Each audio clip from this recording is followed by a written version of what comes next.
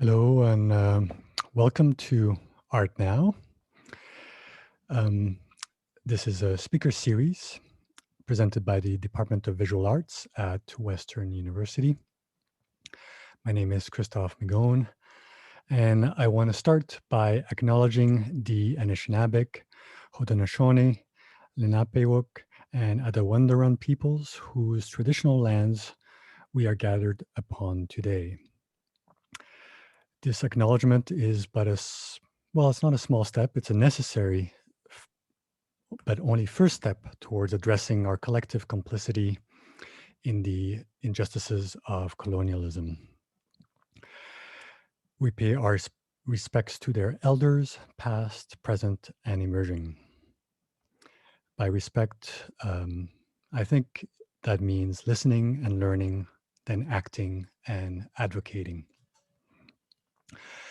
It is my pleasure to introduce Wayne Dunkley today, an artist based in Toronto, who I first met in the context of a jury and many years ago, and then quite a few years later on Instagram, I think starting in 2018, there was this series of images that there was a clear intent behind them, but also the blanks weren't filled out. And I appreciated that there was a kind of a discovery process, if you will. And the images, which I'm sure you'll see in the presentation, were often situated in a urban context and often accompanied by these very poignant, open-ended, but also very direct phrases that introduced a kind of wealth of there were kind of kernels of the problematic that this project that Wayne is going to speak about today. So the tandem of these images and the text, I think, to me, was the reason behind my invitation. And so I'm eager to learn from Wayne more about the project. So welcome everyone in this kind of silent clapping that we've been doing. I should say that as opposed to past presentation where we had the Q&A open, this time we're going to try the chat. So the chat is open for everyone. You can obviously ask question in that way. Hopefully it'll become clear why we're using this mode instead of the Q&A. They have similarities, but also differences. Anyway, I won't belabor the point, and let's hand it off to Wayne. Well, thank you, Christophe, and I'm very happy and excited to be sharing my practice with all of you today. I will note, just in terms of the chat/Q&A, along the way, generally when I'm presenting my work, a number of questions often bubble up in people. And I'm kind of interested in finding ways that we can move beyond the sort of rigid formality of this context, this medium that we've been forced into. So what I'd like you to do is, as an idea comes up, as a question comes up, as a reflection enters your mind, put it in the Q&A. And if I have an opportunity to reflect on it and integrate the answering of your question with my presentation, I'd be happy to do that. And in that way, I think we can keep things a little fresher. So what I'm going to be doing this evening is, yes, into the chat. What I'm going to be doing this evening is I'm actually going to be walking you through the evolution of my practice. Specifically around, it will definitely lead to the project that Christophe spoke of. But one of the things that I've really recognized is that as an artist, no one project simply emerges ex nihilo. It is always built on something that's gone before. And I've certainly recognized in my practice that where I am today is a very clear progression of the ideas and inquiries that I started with very, very early on. So yes, I'm going to start pretty far back, and then we'll move together through that. Along the way, as I said, either put any reflections or ideas into the chat, or jot them down and put them into the Q&A, bring them into the Q&A after, because we are going to use both spaces to reflect on what's happening right now.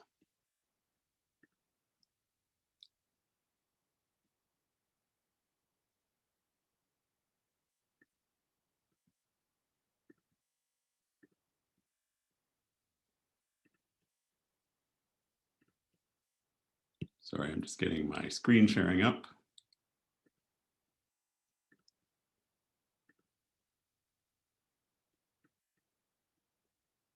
There we go.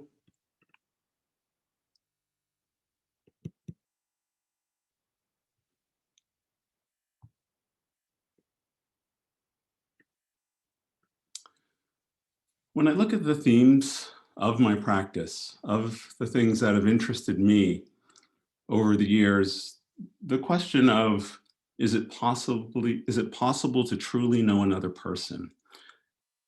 That is something that has taken so many different forms in my life. And I'm always interested in the way that a practice is never just an art practice, but as I like to call it, it's a life practice. And so many of the questions that I have personally are the same questions that I explore in my medium. 1998, going way, way back, I had come out of school. I was several years out of school working, commercially in photography. And during my time in school, I really didn't find a lot of opportunity, a lot of instances where the work that I was seeing that looked at issues around Black identity, Blackness, were really resonating with me. Of course, when you go through the canon of photography, the Western canon, a lot of the work by Black photographers and about Black issues is very American. And there's, of course, a very particular politic around that work, rightly so. My history is my family's really from Jamaica. I'm Jamaican descent, Canadian raised. So there are very particular things around that experience that I felt were not being reflected in the photographic work that I was seeing. And it took me a number of years until after school and working to get to the point where I felt as though I could actually start to address these issues. So to do so, I tried to figure out what is the simplest thing, what is the place where I could start to try to understand what were some of these dynamics going on in terms of my Black identity and the larger culture. So it was such a large question that I thought, what's the simplest thing I can start with? And it ended up being a picture of my face. So I wanted to take this very simple image of my face, and instead of putting it up in a recognizable form, I actually wanted to do something that was a little more provocative, so that when people encountered it in public, they would immediately find themselves asking questions. So the image that I used on the poster is actually modeled after escaped slave posters that were put in advertising in the Montreal Guardian in the 1700s. So the slave trade was active in the United States and also in Canada, but often slaves escaped from the United States. So slave owners would put ads in Canadian newspapers trying to reclaim their escaped slaves, their, quote, property at the time. This is always something that has really stuck with me. And in me trying to find a way into asking these questions that I had for so long, I wanted to use a context, the historical context, that was something that I often ran up against. So I created this slave poster. I created two sets of the image, one with the word "a" and the other with the word "the." And over the course of 4 years, I put up 400 of them in Toronto and in Montreal. The posters were torn down, covered up, defaced, and written on. And each response recorded stimulated the viewer to consider their own response to the/a black male. And in fact, that is what the name of this project was, the degradation and removal of the/a black male. To provoke thought on the subtle and not so subtle ways in which the black male is acknowledged or ignored. To provoke thought on the fact that if we look deep enough, we have all felt the pain of being the other. To say sorrow shapes my story, but it does not own it. So the question then becomes, how do we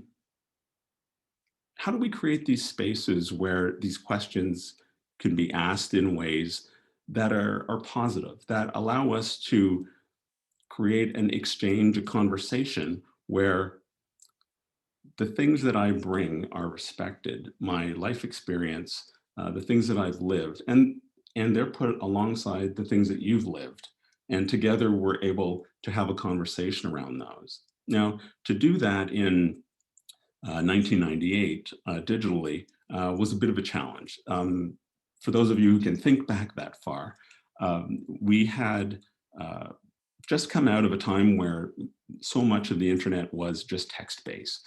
So in the very, very early days of working with animation and images.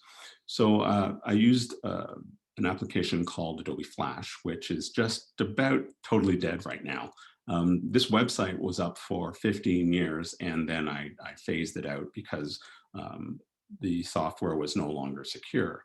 But it was the first software that allowed us to do these kinds of levels of interactivity. So put something up, engage an image with words, and so that people would start to realize that we're actually telling stories in a digital environment. Again, we take it for granted now, but way back in 1998, this was actually something quite special.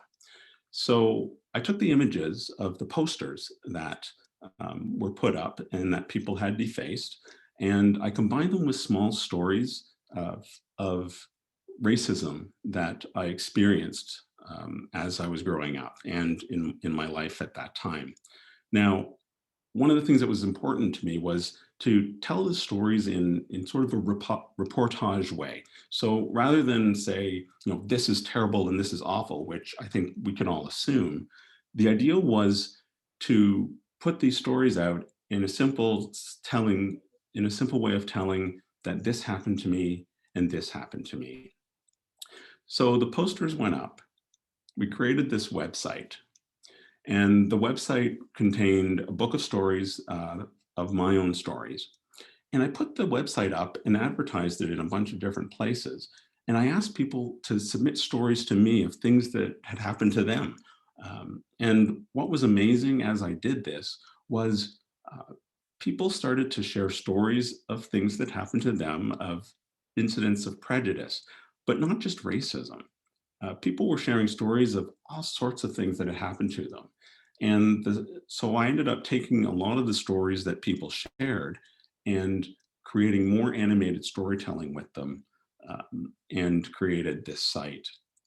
One of my stories: a group of us were being served coffee by our hosts of the evening. One friend was accidentally missed with the serving tray. The friend remarked, "What am I, black?" I was walking home, a full bag of groceries weighing down each hand. I crossed an alleyway between two buildings. I was startled by a cab which stopped just short of knocking me down.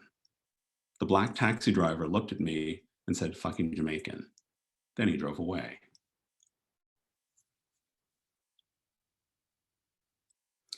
So it was interesting that over time, the site became a place where people felt the opportunity, felt the safety, if you will, the anonymity of the web as it was just starting to come in. So they were able to share stories with each other that they were never able to share with others.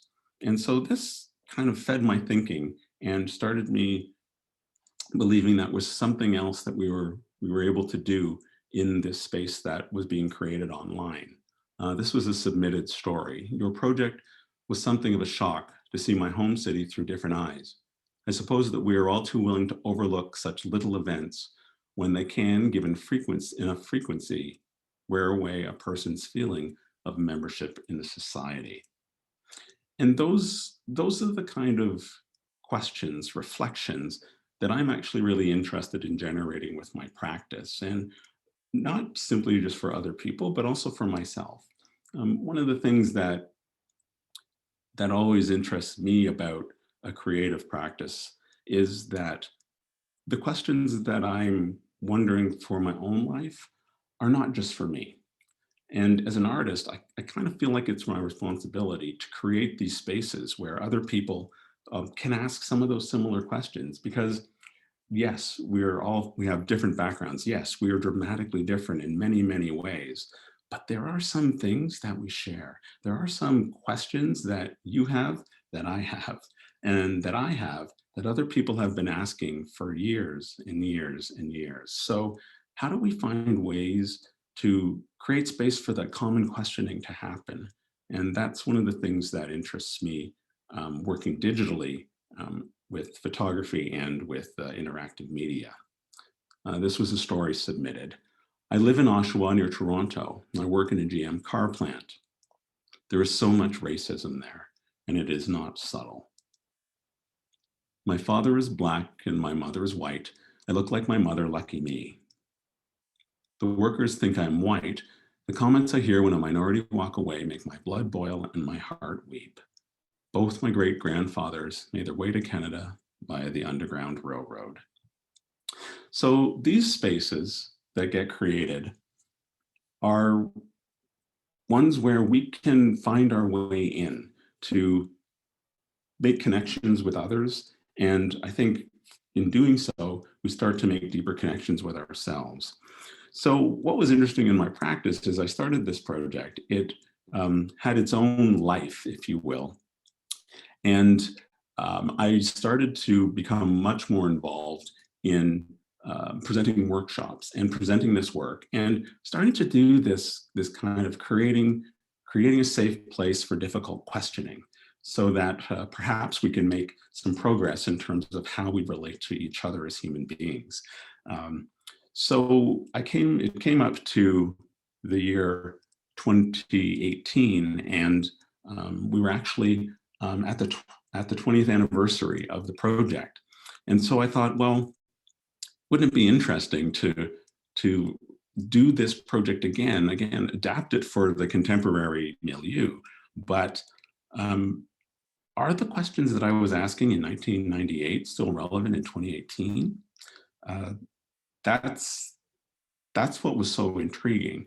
Were they relevant? Boy, were they ever relevant? In fact, I don't think they ever went away in those 20 years. And what's been really fascinating is I'm often asked, what has changed? Do we treat each other better? Are issues of prejudice and racism better now than they were back when you did the first project? And I would hardly say no. If there's anything that our 2020 has shown us, is that these things have always been there. These things have been bubbling below the surface. They've been happening. The question is, where has culture's attention been? And again, as an artist, I really believe that it's my space to be directing our gaze, to be saying, this is something that's overlooked, but it's actually something that's critical and necessary to who we are as a culture. So let's find a way to look at it together so that we can make it better. So I embarked on part two, the next part of this project, and I decided I wanted to do it slightly differently. So it's the new section is called "What Do You Feel When?" And I'm definitely integrating social media with it this time. What was really interesting was the way in which the internet and social media evolved, so that the spaces that were so important online to create online back when I first did the project, they were already there. We were all working in social media like it's our second air to breathe. So that made a space that I wanted to move into. The other question was how how do I root this project in my experience? I didn't want it to just be me running around putting up more posters, but what was it historically in my narrative, in the narrative of Black people, that I understood was something that I needed to move forward on. So I was going again through the Montreal Gazette, and I found this story, Death from Violence, and this is from 1859. On Tuesday afternoon, an inquest was held by Dr. Coroner Jones at the General Hospital upon the body of Charles Childs, a colored man, who, before his death, stated that he was a runaway slave. Doctors Craik and Reddy testified that he came to his death from inflammation of the pericardium, the result of blows. A verdict to the effect that the deceased died from such cause after being violently beaten on the night of the Queen's birthday was rendered. On the evening of the above day, the deceased was picked up by the water police while wandering about the wharves. He had then had his lip cut open and had several other injuries, which he said had been caused by stones flung at him. It is to be hoped that the perpetrators of this brutal outrage will shortly be in the hands of the authority. I wanted to put that up for you because I wanted to, again, recognize that the things that we're seeing on the media, George Floyd, all of the other things that have been happening, they've been happening a very, very long time.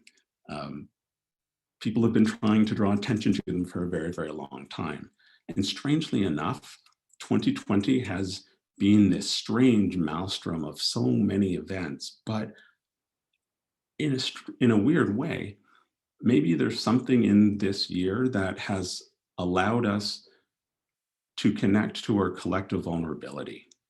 And that vulnerability has, I think, opened many, many people's eyes to the vulnerability that Black men and many, many other people are faced with every single day. So the posters that I created this time was a much larger project. So these are 24 by 36 inch posters. I made two sets, one with French and one with English. And what I did was the story that I just read to you, I wanted to find a way for the actual substance, the reality of that historical document to carry through to this project. So the actual words from this project, what do you feel when, have been cut and pasted and altered from that article. So 1,000 of these posters were put up around Canada, Vancouver, Calgary, Toronto, and Montreal.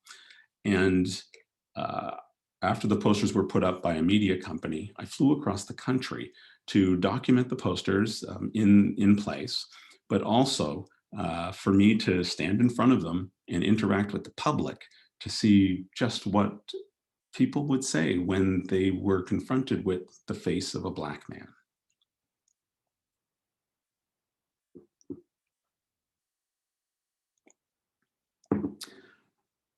Anybody have any questions or remarks, things that have bubbled up for them in the things that I've said so far? I know it's a lot to take in at once, so it's fine if you don't, and we will have time at the end. But I just wanted to give people a chance to respond right now.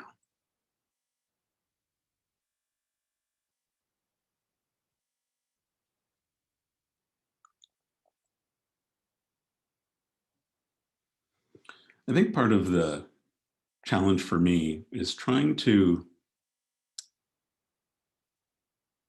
parse out what is going on when we face a person who's different from us.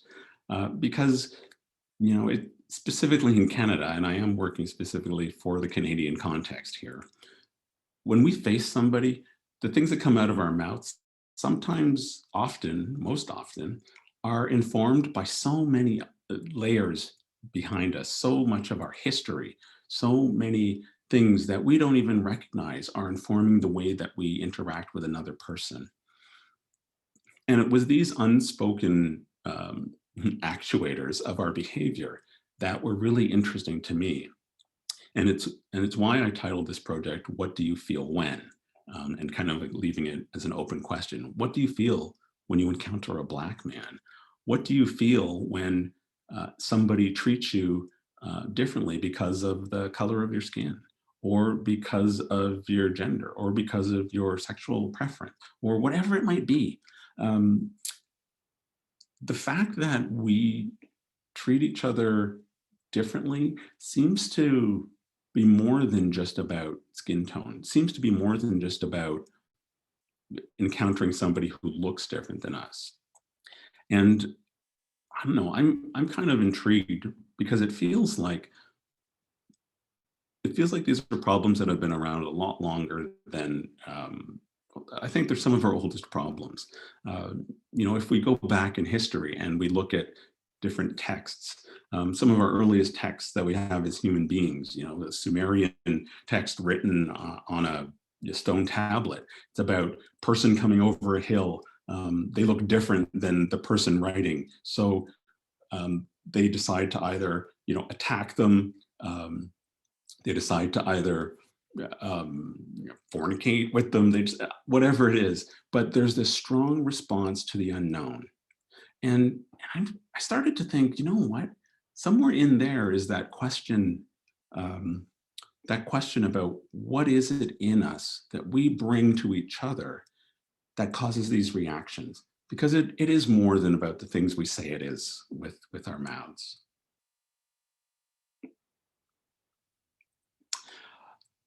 So I had the question about, do the topics that I discuss make people uncomfortable, specifically white people uncomfortable? And if so, is this deliberate? Well, the work is actually supposed to be provocative, but discomfort, that's not a word.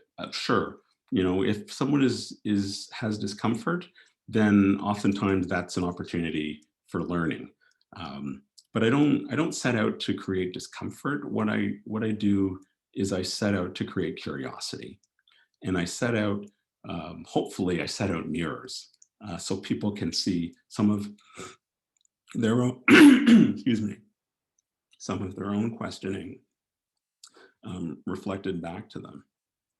I think one of the things that we often do is we transfer our concerns, we transfer our fears, we transfer our anxieties onto the people that we encounter. And we'll use all manner of verbal gesticulation to try to justify that. But ultimately, how do we get to a place where we let the person in front of us be the person in front of us, and we allow their narrative to be something that we're open and interested and curious to hear about? So I put up the posters, spending time in front of them, and again, creating an opportunity for a dialogue, for a conversation in a public space. Now, in a way, it's almost like a performance, because encountering people on a street with this sort of a topic, this sort of a content, means that they're going to have a reaction. And for me, that is actually part of the thing I'm interested in, is what happens when they're confronted with this very real thing that's going on in front of them.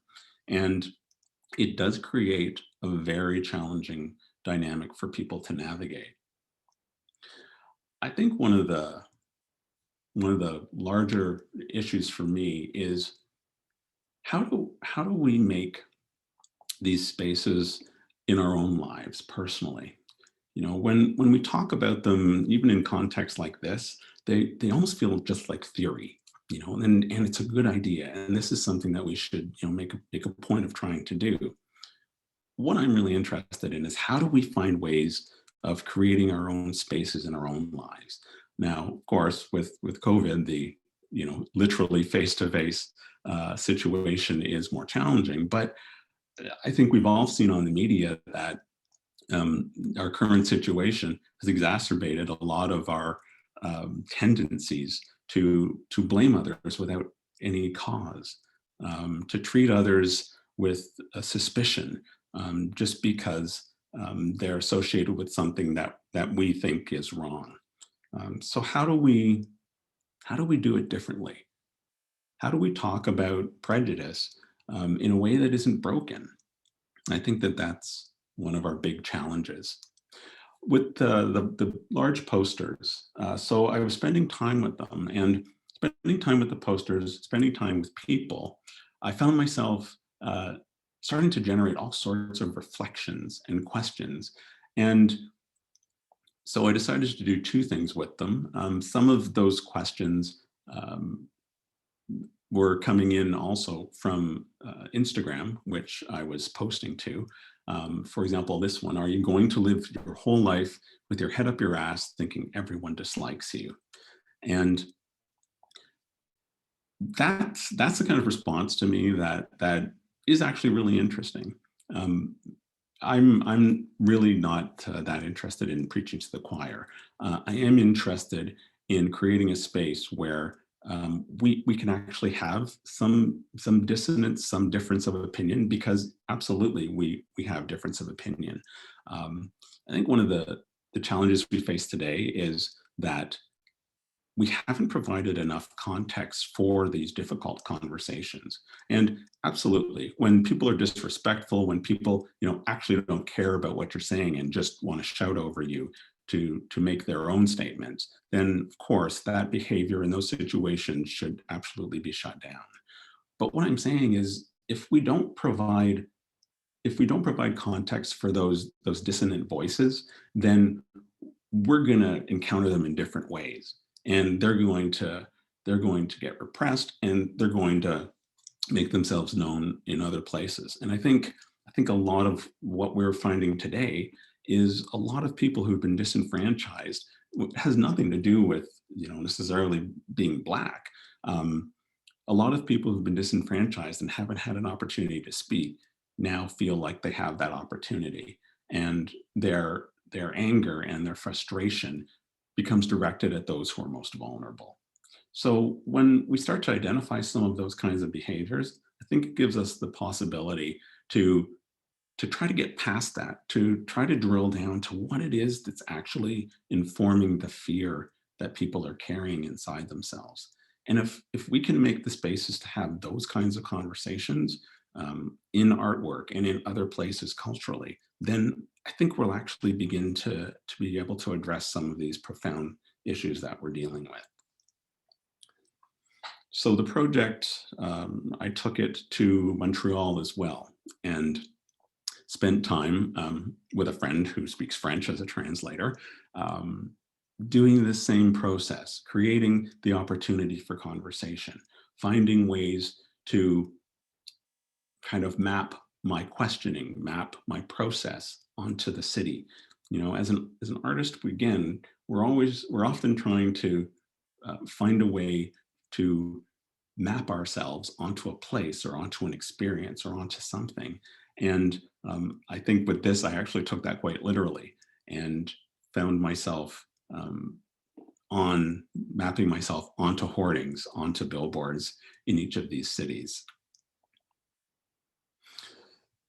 The writings and the posters themselves actually create also this very, very interesting resonance between the words and existing posters. Um, there's a lot that happens in public space visually. One of the things that I think is a great frustration for me is that so much of the visual space in our culture, in our cities, has been co-opted by advertising. So basically, when you look around, most of the times you see something, it's something telling you that you're not good enough, or there's something you need to be the best you can be. And I think that that's highly problematic, and that's a longer conversation that we can't get into today.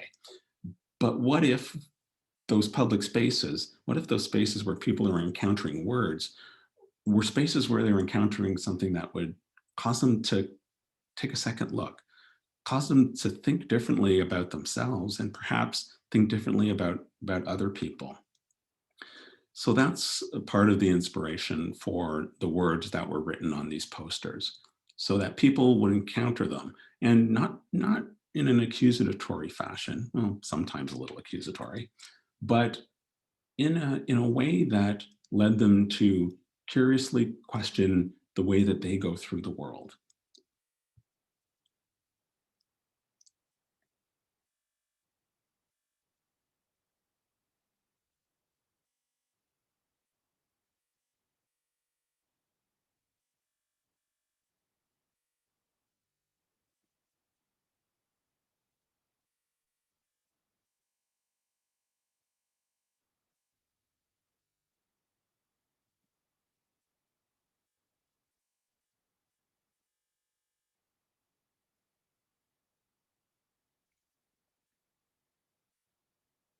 The idea of the gaze is such a, it's such a phrase.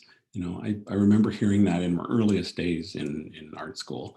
The gaze, the way we look, the questioning that we bring with our eyes, what's going on behind our eyes when we're looking at somebody. And as a Black man, so much of my experience of life has been about catching the gaze of somebody who was looking at me when they didn't think I noticed. And yeah, I've really been fascinated with unpacking what's going on behind that, what's going on in that space behind, underneath the surface of the everyday interactions that people have.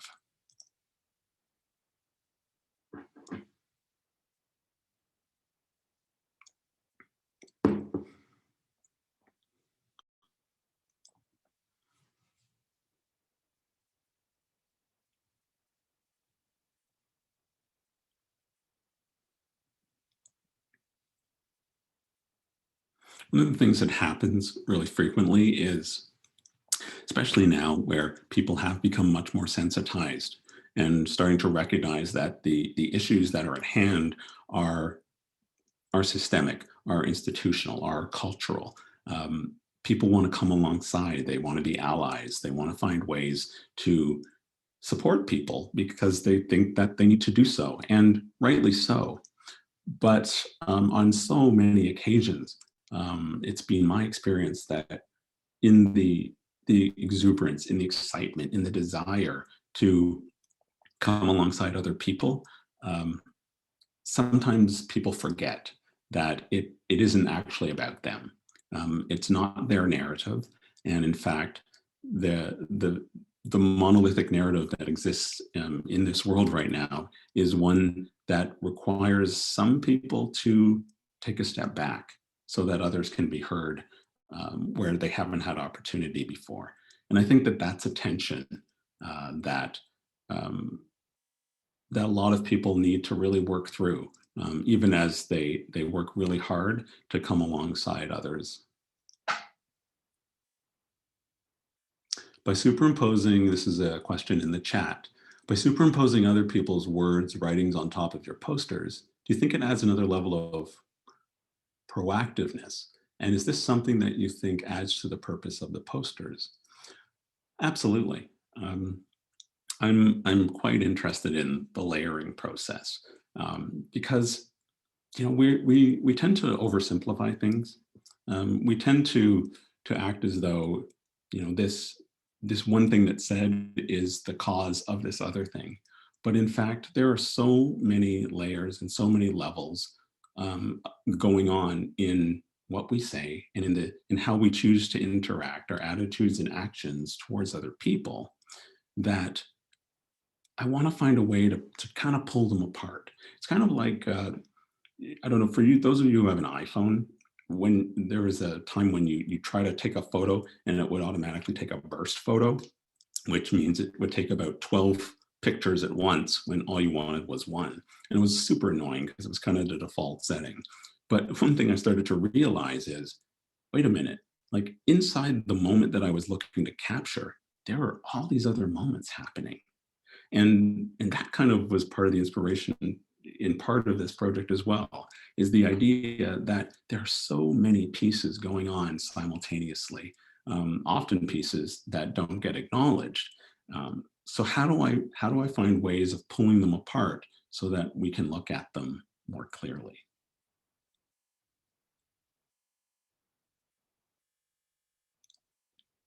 So the posters then started to take on a whole life of their own as they were altered, as they were altered by people and as they were altered by weather. And some of the posters, again, as I wrote on them, I also felt there was an emotional component in me that was not being acknowledged by this project. So I realized that so many of the things that I was trying to see happen with them in an emotional aspect wasn't there. So I decided to start ripping the posters myself.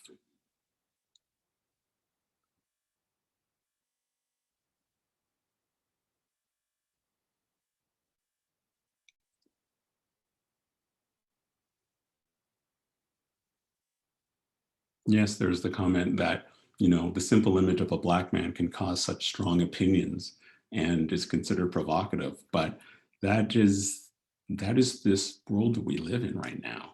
And I'm reluctant to make big generalizations, but I think it's been this way, if not forever, for a very, very long time. Uh, that's a really challenging thing to tackle.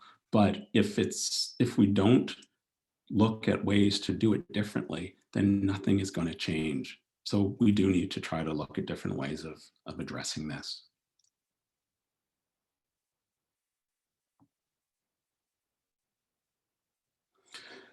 So as I said, the project itself was the postering aspect out in Canada. There was me visiting each of those sites and writing on the posters. The project continues to live online on Instagram, and that's what's kind of really interesting to me is how now the work itself, with my questioning that I do almost daily, creates this space for people. And I've had a number of people who've been following the project since 2018 who now get into conversation, now find themselves asking some of the questions that I'm posing and asking them back of me, because I really think that one of the things we can be caught doing is asking hard questions of others without making the choice of asking those questions ourselves. And,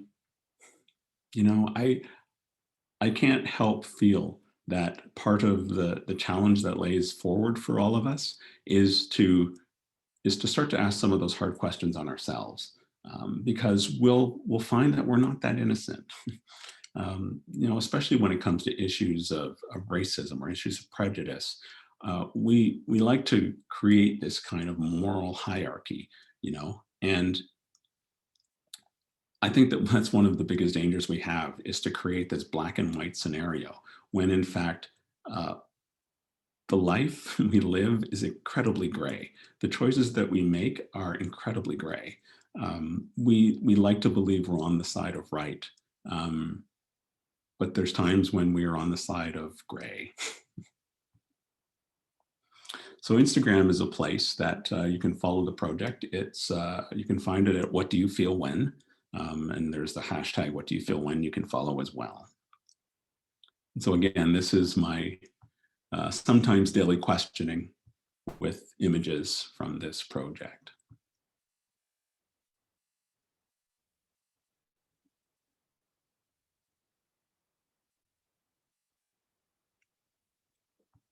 The other aspect to my practice is I've had a landscape photography practice since pretty much my start of photography. And this has always been a really interesting space for me, because I'm trying to find the language around why I take photographs of the landscape. Um, it's been really challenging for me.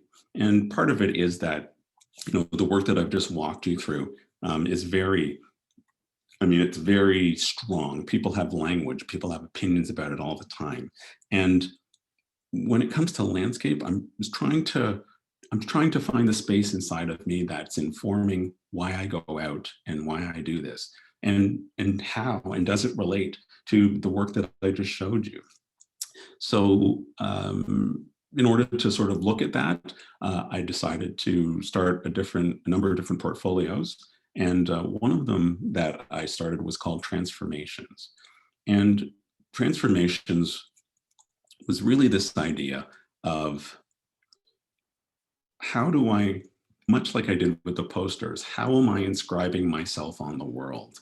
Um, what is it about my presence that makes a difference um, to this world, whether it's through dealing with issues of prejudice, or can it make a difference to the way that I see the land in front of me, the earth, the water?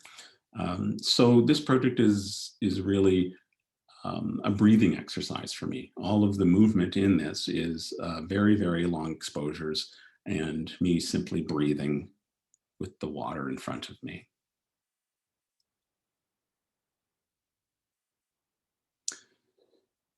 And there are a couple of questions in the chat, and I think we'll save those for the Q&A, which is coming up in just a couple of minutes.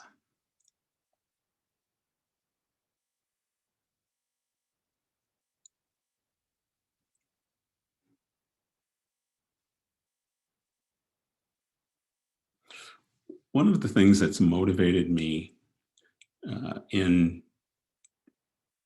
my practice, and a thing that informed the postering project, is I think this really human desire to connect with other people, but not just to connect, because that's such a vague word. But I actually feel as though I'm seeking to see myself reflected in other people. Um, it's kind of the thing we do when when we're even looking for someone to date. Um, like that little thing that makes your heart go flip, or that little thing that makes you feel like, wow, this person isn't as different from me or as set apart from me as I think they are. And it's those moments of recognition of self in other people that is really what I'm after in kind of the poster work and that work there. Then I started to think, wait a minute, I think that's the same thing I'm looking for in the landscape. I think there's some sort of resonance that I'm trying to reach for in this work. I have a lot of landscape stuff over the years, and I find myself going through it when I'm in a certain headspace, and an image that appealed to me one day doesn't appeal to me the next. And I think I've started to recognize that process is me looking for what is that emotional resonance in this moment. And that is not that different than the kind of emotional resonance that I'm looking for with other people. Do I achieve it? That's another question. But I can't help believe that desire that is in me is a desire that we all share. And there is something in our being. There's something in the ontology of who we are as creatures that has us reaching out, that has us seeking similar, seeking a mirror. So my landscape work is very much about that, looking for reflection. The crazy thing we're finding, and I think that the pandemic has sort of thrown it in our face, is this idea that we are actually all connected. And it sounds like such a trite phrase, and even when I'm saying it, there's a little part of me that's cringing. But the truth is, it's true. The pandemic just exposed it in a really, really, really harsh way. So if we are all connected, the implications for that are profound, and they're ones that we have to actually take seriously. And the seriousness of our interrelatedness as human beings, I actually think is just as serious as our relationship we have with this earth that we live on. Um, we're in a relationship with the earth, and we're pretty shitty about it, to be honest. We're really not that good a partner. So how do we rethink that relationship? How do we find other ways to think about what it means to be with each other and with the earth simultaneously? Because yeah, they kind of are all interconnected.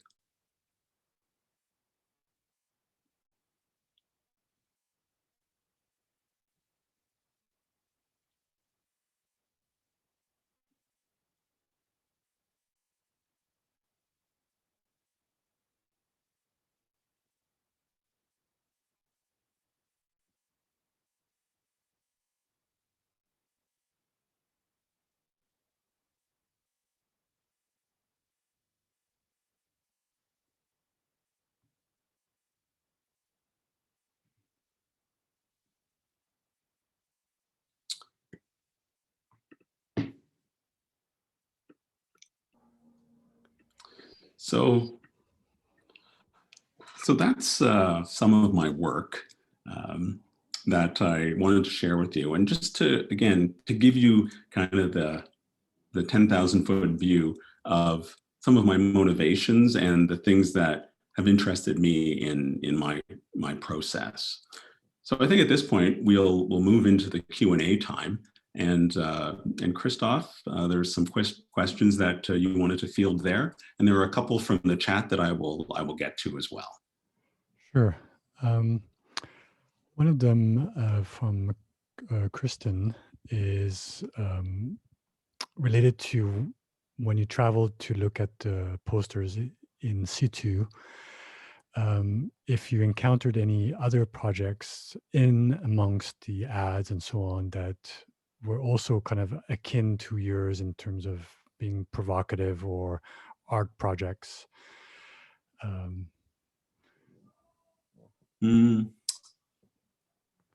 I've seen a few things here and there, absolutely. But again, I haven't, the work that I've seen out there hasn't provided me any context to necessarily understand fully what was happening with it. So yes, there's certainly been some work out there. And I actually have a kind of follow-up question related to that, where you said that you hired a media company to put up the posters. Yes. Is there anything kind of revealing about your interaction with them? Did they ask you anything about the content, or it's a straight transaction? They don't really care about the content, or? Well, I would say primarily it was transactional. But what was really intriguing was, again, they kind of have these crews in all their cities to put up the work. I didn't have any say in terms of where the posters went. So I went to the city and I had to find the posters. And I mean, I had intersections and that kind of thing. But what was fascinating was the choices that some of the people putting the posters up made. And I could see that they were thinking about the actual project, because they were intentionally putting the poster in very provocative places. And that was an unexpected, success to me. That people who weren't necessarily engaged intentionally to be engaged with the work found themselves asking some of the questions I was interested in. Would that also include the repetition, or is there something that you also had an ideal about, repeat as many times as possible or not, or? No, and I didn't put any parameters around that at all. Okay. I do tend to, with my projects, I do tend to create a space and then let things happen inside that space. And sort of, my process is to respond as things progress out there. I'm not totally a control freak. Question from Haley about the multiple layers of intersectionality, in brackets, being discriminated for multiple things. Does that fact add some depth to your community inclusive artworks? Yes, absolutely. I mean, it's just one of those things, and I kind of have this adage I say, which is, it's never just one thing. And we like to think it's just one thing, and if we could address just this one thing, then everything would be taken care of.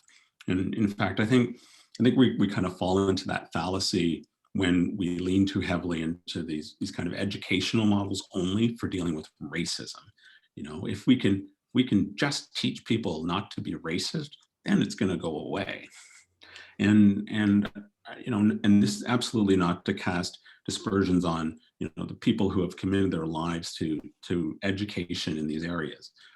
People I know and love have spent their lives and careers in education around this.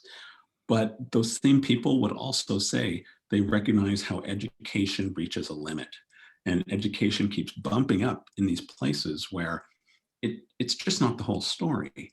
And we kind of try to make one thing the entire story, when in fact, as I was saying with this project, there are multiple things happening simultaneously. And until we start to break them down and pull them apart, we'll always fall into the the trap of thinking it's just one thing that's the problem.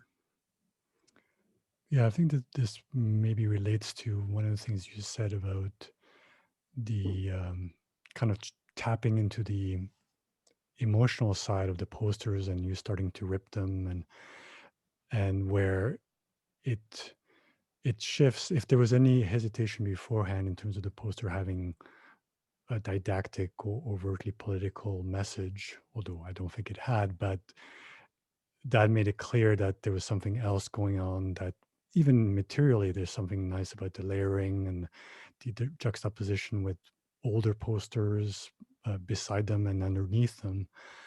um, I don't know if this is leading to a question, but um, perhaps in terms of the role that art can play in terms of, like you were saying about the educational piece being has its limitations, and where art can delve into the emotional, amongst other things. Art can do many things, but um, I wondered though, well, it's not a though, but once you tap into the emotional, how do you have some distance from it? How do you not stay with the kind of bare bones, the raw nerves, that's Yes. also an impasse. Yeah, absolutely. Um, and again, that's where I think my emphasis on creating spaces for conversation. Um, I think that's part of the missing piece. So yes, we generate this emotional stuff in us, right? We you spend 10 minutes listening to the news at 6 p.m. and you're turned up inside, and yet it has nowhere to go, right? And so what it does to us on a personal level, I mean, it's profound. And I think, we're going to be feeling the effects of this year, excuse me, for years and years and years to come. So yeah, I think that's why with my practice, I'm actually quite interested in creating workshop spaces. So I do that. We go out, we poster together, and then we come back and we talk about what that experience has done in a person. People go away, they journal on what those things do inside of them over time. Um, we have to create a process around the emotions that we experience. We can't just churn people up. And again, that's one of the things that we need to, I think, address in this kind of push to, activism that I think people are kind of jumping on as a bandwagon. Yes, it's critical. Yes, it's necessary. Yes, it's contemporary. But we also have to create a context where people are able to process these strong emotions. Otherwise, all we do is just make the problem worse in the long term. And this may be a oblique shift, but I think there's a connection potentially. Connor asked a question about anonymity. Mhm. Um, I mean, I'll read his question. What effect do you feel anonymity plays in people expressing racist sentiment? But the part I would add is that your project also has a certain level of anonymity. So I wonder if you can talk about that. Oh, yeah, absolutely. Um, well, absolutely. I mean, anonymity is kind of the, I don't know, anonymity is a thing in and of itself. I think it's what we do with the anonymity that is the challenge today, and certainly people have chosen to use it to vent and create, just create spaces for opinion and things that they would normally have to self filter. Um, we can't control that. All we can do, I think, is create spaces for other conversations to counterbalance the other stuff that gets put out there. Um, I know that my project, as a poster, using my face as a poster is certainly a level of anonymity. It's a strange mix. There's a vulnerability at first, but then as the image, I worked with the image more and more and more and more, it actually became more iconographic, and so it became representational of something else. So it became about something else, and now over 20 years later of working with my face in public, I don't feel that sort of same level of emotional attachment. It is something different. So yes, anonymity.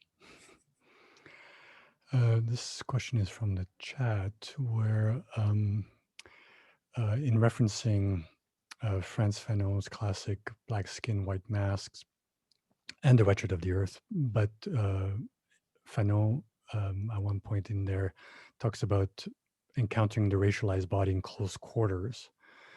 The example given is elevator. So I wonder, I guess the question is about shifting you just mentioned intimacy or vulnerability, shifting the scale of the encountering of that iconographic image. Is that something that you've explored, or? It is, and I would say the emotive response to the image is directly proportional to the physical space, the physical face.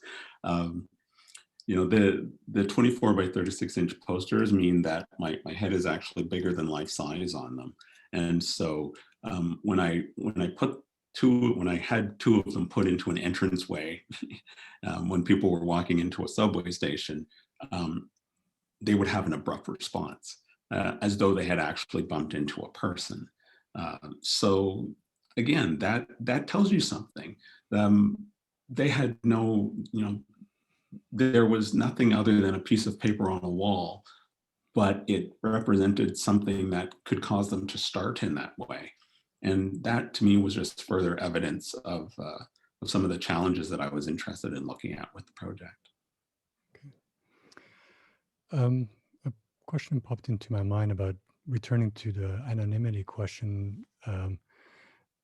There, maybe by the nature of the fact that this project largely happens in the streets, and it's not signed, but also doesn't seem to present itself as being sanctioned by an institution. Is that something that you've also intentionally kept as a kind of a blank slate? No specifying identifiers as who's funding this, all of that.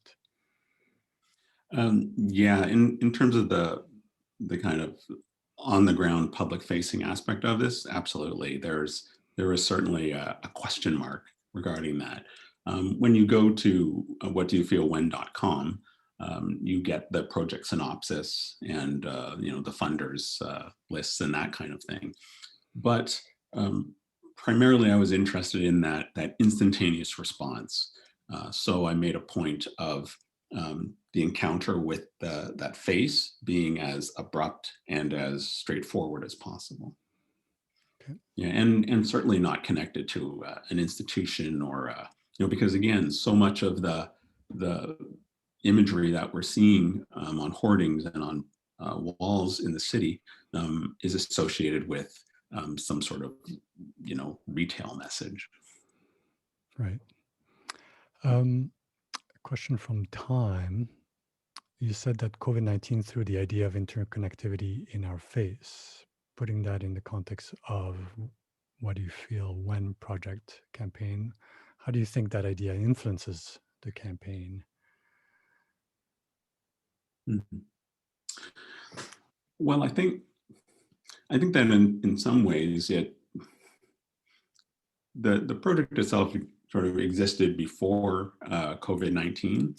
So it was already sort of asking some of those questions about our interconnected spaces.